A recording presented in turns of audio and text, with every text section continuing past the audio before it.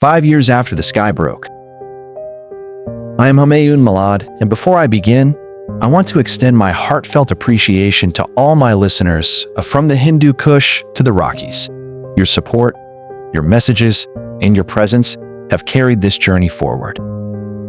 Today, I return with another story, one that reaches into the quiet corners of the past 5 years since the darkest day of my life, August 15th, 2021. A story of how I lived, felt, endured, and transformed while building a new home far from the one I lost. These are the emotions that stayed, the moments that shaped me, and the memories that refused to fade. This series is not just about what happened, it is about what remained. 5 years have passed since the morning the world shifted beneath our feet. 5 years since August 15th, 2021, the day the government of Afghanistan collapsed and a nation's future was rewritten in a single breath. There are days that divide a life into before and after. August 15th was one of those days. Before, a city waking to ordinary sounds, vendors lifting their shutters, children chasing each other through alleyways, the hum of possibility. After, a silence so deep, it felt as if the sky itself had stopped breathing. In the hours after Kabul fell, the air changed. It carried fear like dust, settling on every rooftop, every doorway, every heartbeat. People moved differently. They spoke in whispers. They looked over their shoulders as if the future itself had become a threat. I remember packing in the dark, not because the lights were out, but because hope was. I remember the weight of a single backpack, how impossible it felt to compress an entire life into something that could be carried. I remember my parents' voice, trembling yet steady, telling me to go, and I remember the look in his eyes, the unbearable uncertainty of not knowing if we would ever see each other again. I remember the airport, not as a place, but as a wound, a place where thousands pressed against the gates, begging for escape, begging for breath, begging for a chance to live a life suddenly forbidden to them.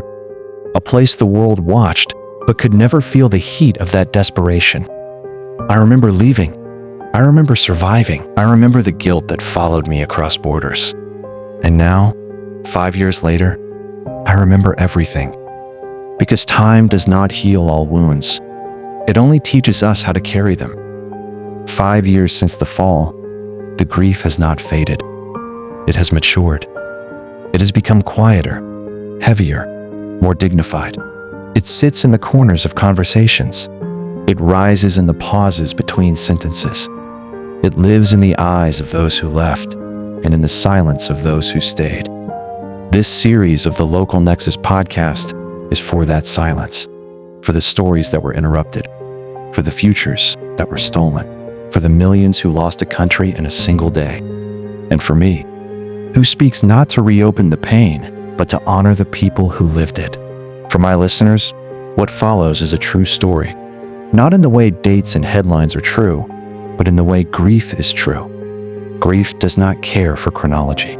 It does not stay inside the borders of memory. It spills, it stains, it lingers, and once it enters a life, it never fully leaves. I fled my city just days after that morning. I speak my story, but my story belongs to millions. This was written to be heard, and so, this is where I pause.